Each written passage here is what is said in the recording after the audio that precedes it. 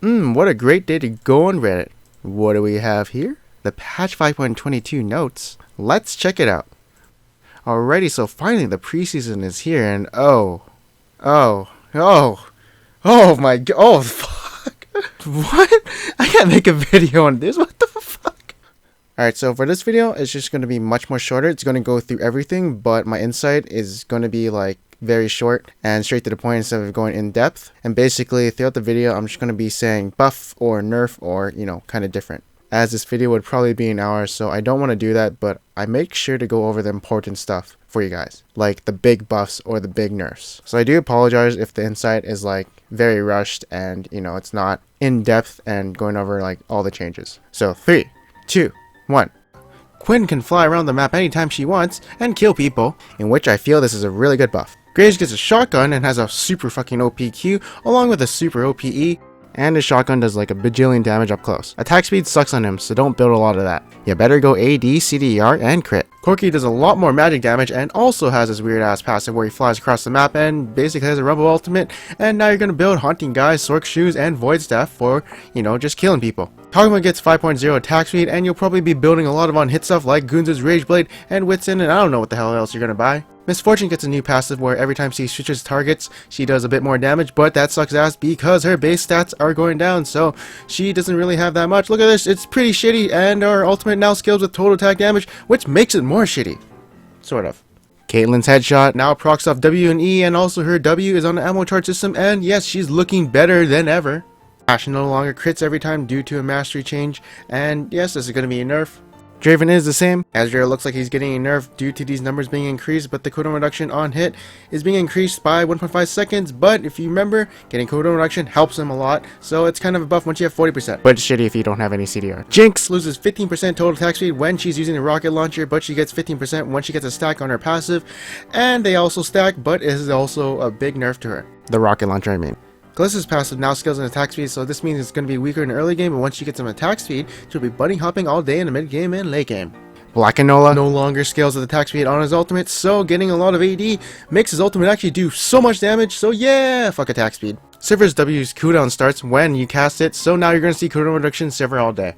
Tristana's jump now resets when explosive charge detonates at the maximum stacks, but the base damage is going down, plus there's no more increased damage per stack of explosive charge, so it looks like she's getting a nerf. His Q now resets when an enemy dies, and his ultimate's duration is reduced by 2 seconds, so overall it's pretty interesting, but I think it's kind of in between nerfs and buffs. Now Varus' ultimate applies 3 stacks of blight, so you want to cast a spell immediately after you hit someone. Aina is going to be more of a bitch to tanks, but it looks like she's going to do less damage to squishies. Urgot's getting a buff since he has damage reduction like Alistar. Now Kindra's passive is capped at 75 plus 10 per stack, so she can't do Baron as fast, and also she can now hunt the Baron Nashor or Rift Herald, but she'll probably never get Rift Herald because, well, she probably won't get 6 stacks by 20 minutes.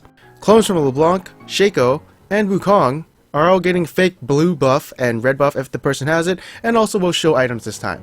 Base attack damage is getting buffed, but attack damage growth stat is getting nerfed on all of these champions, so Triforce is better in the early game, but weaker in the late game. Base mana on all of these champions are being buffed, but also their mana growth stat are also being nerfed due to no mana potions in Season 6.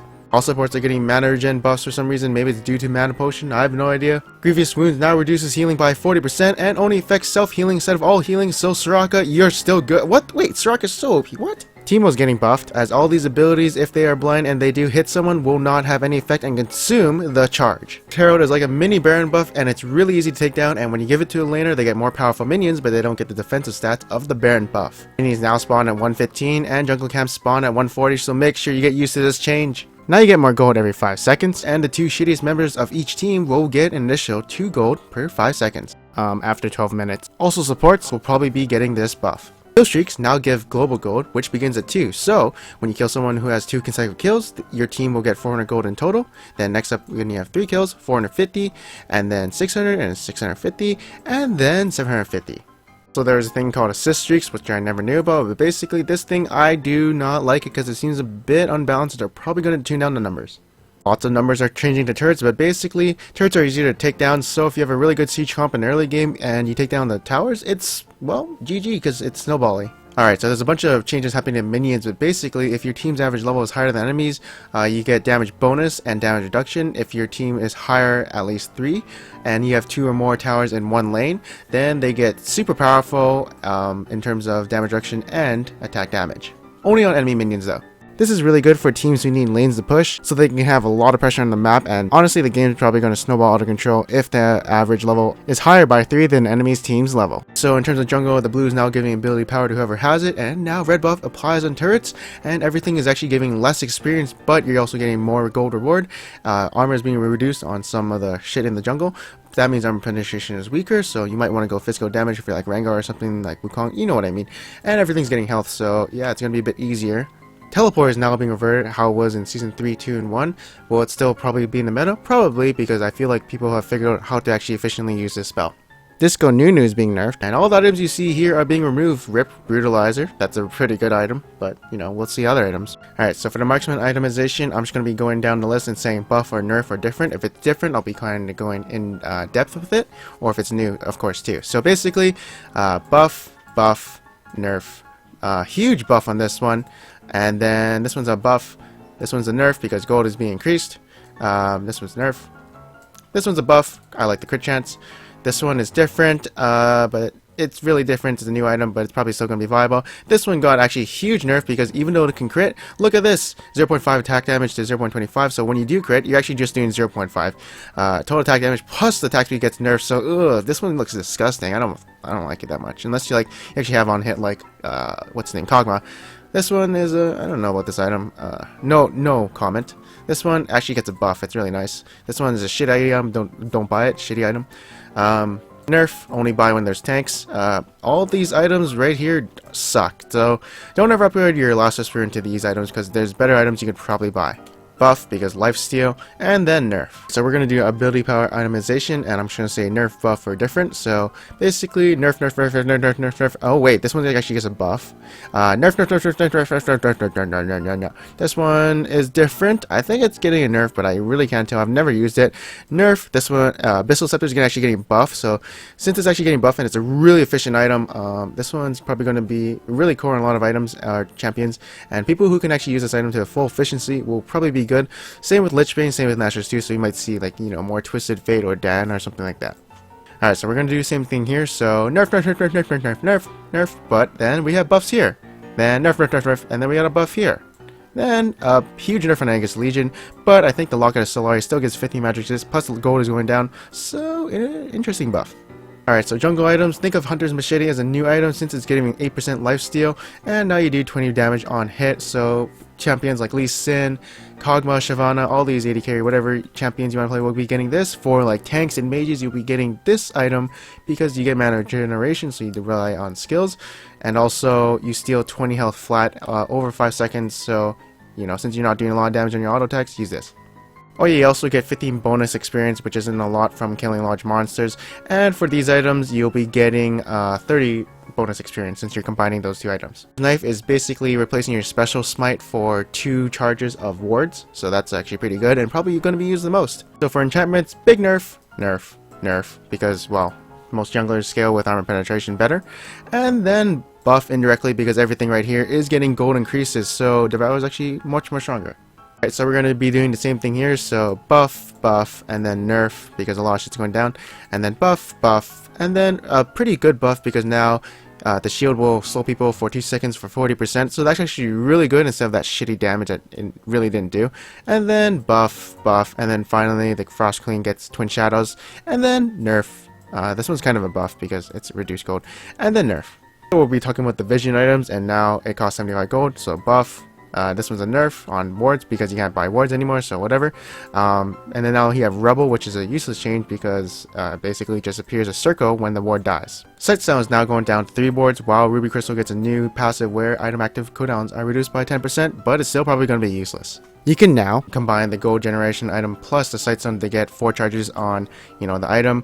And also, I'm not sure if people are actually going to buy this or Frostfang, but the actives on Frost Queen and Face of Mountain are really good, so I think you're going to see them getting that instead of these 3 items you see right here.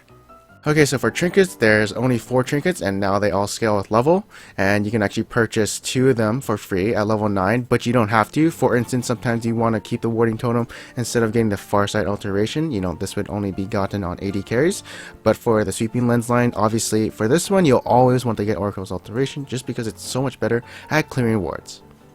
So starting items and consumables, goddamn. Doran Shield gets a nerf, this one gets a buff, this one actually gets a nerf in the early game, but gets a buff in the later game. This one is a pretty interesting snowball item, but I don't think I'd ever buy it, because it's pretty weak in my opinion. This one just straight out sucks, and you'll never buy it because you'll lose lane presence. This one, ooh, 50 gold, you'll probably still buy it, I mean, it's a health potion. This one, I'd never buy it for a laner, but of course you want to get it always for a jungle. This one, you have to get it for every jungler, unless you have energy, then you don't need it, or if you have too much sustain. This one, you'll never get, it's a bad item, don't ever buy this item, it actually just sucks. 15 to 30 magic damage at levels 1 to 18 over 3 seconds, really bad. I mean, you get 3 charges of 150 health, but 500 gold, you remember how Flask was like 345? This sucks. This has been removed, this one has been, it's actually pretty better, like 300 health, god damn, that's pretty good, but no longer reduces if I get slows, but who cares about slows? Is getting a buff, and along with Elixir's Wrath, although you know you don't get more extended on the duration, but you know 15% of all physical damage dealt heals you instead of 10%. God damn, that's pretty good. Next up, we're going to be going down boots and buff. Oh, this one's a nerf, and then buff. This one's kind of a nerf in my opinion. Buff. But let's talk about this one. So basically, people who like Flash will probably get this a lot. So you're going to see Thresh, Alistair. You know, it's really good in those supports. And yeah. Alright, so for everything here, basically this is a really good item, Death Dance, really good on AD casters and assassins for survivability. This item is getting a nerf, so if you want to actually make use of it, you gotta build into Demortius now, which is actually getting a buff. Frozen Mallet gets a buff, Yomu's Ghostblade gets a buff, Guns' Rage Blade gets a really interesting buff, and now Hexite Gunblade now heals for 15% of all damage dealt. So fun fact, if you guys didn't know, on-hit items like Wit's End and, well, this new Guns' Rage Blade, which gives magic damage on hit now, it didn't give health back for Spellvamp or Lifesteal, but with the Hexite Gunblade, it's probably going to give health back I think, I'm not sure.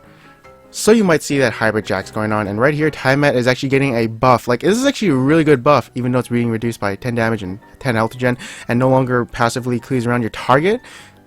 You buy this for the active, so Rengar, Riven, and all these high bursty champions who want to add burst to their kit, whatever, will love this item, honestly. But I don't know if you actually want to build into Ravenous Hydra or Titanic Hydra anymore because it's 300 gold more, which I thought Ravenous Hydra was completely balanced, but now you can exchange freely between Ravenous Hydra and Titanic Hydra, which honestly is pretty useless in my opinion. This actually gets 50 more health, but like, who the hell would you do that on, to be honest? And now, nerf, big nerf right here. All these stats are going down except critical chance. There's cooldown reduction, but oh my god, I don't know, this item is probably not viable on, or you know, not that great on some champions. Some champions will still buy it. Frostborn is actually getting a buff since ability power is being nerfed, so you can probably see it on other champions. Slow zone is going to increase with bonus armor, but you know, that's only good on Malphite, I think. Nerf. This is actually getting a nerf. I don't actually think I'll buy this on Kog'Maw because, well, a lot of stats are going down. Matters is going up, but still. Finally, nerf, and then a buff. But honestly, every item in this game is getting nerfed except for, like, AD items. So that's actually pretty interesting. And so you might see, like, you know, an AD carry kind of meta going on. Okay, ready? Buff. This is nerf. Buff. Actually, this is a really good buff. Nerf. Buff. Nerf. Buff? Actually, no, it's nerf. And then this item is just really dumb. It's honestly so stupid, I've never seen before. But basically, Longsword, Ruby Crystal plus 450 gold. You get this nice passive where 5 maximum health stacks up to 30 times, but this is only 150 health. And Ruby Crystal actually grants you 150 health already, so why are you paying the extra 450 gold? It's so stupid. Just for the 5 extra AD. Don't get this item ever, don't even upgrade it, like, it's better off not even getting it. Next up is going to be your new Brutalizer, although it doesn't really give any cooldown reduction. It does have this new passive where after killing any unit, your next basic attack or single target spells deal 15 bonus damage, but honestly, this is not that great. And then next up is going to be the other part of the Brutalizer, which has more attack damage and the 10% cooldown reduction, but no armor penetration. So usually laners will probably get this armor penetration item, and for junglers, since this build is a warrior, you'll probably see this item more on them. Then you have the Vamp Scepter, which is actually getting a really good buff, 5 more damage and 2% more lifesteal for 100 gold. God damn, you'll probably see this on every AD carry after the Doran's Blade, or if they get Call. And yeah, they're just gonna stay at that item for a long time. And then buff, and then buff. And finally, we're going to be doing masteries, but that'll be in another video, which you can click right here in the annotation or description below. And finally, we are going to be done. Thank you guys for watching this video. I know it was a bit rushed, but there's so much, shit that's going on. And I don't think I want to make an hour video just going over everything in depth, and that'd be just too long of a video, to be honest. But hopefully this is like 20 or 30 minutes. Actually, I hope it's actually like 20 minutes. And you guys got some insight. And yeah, thanks guys. I'm Patrick Dragon, and I'll see you guys next time.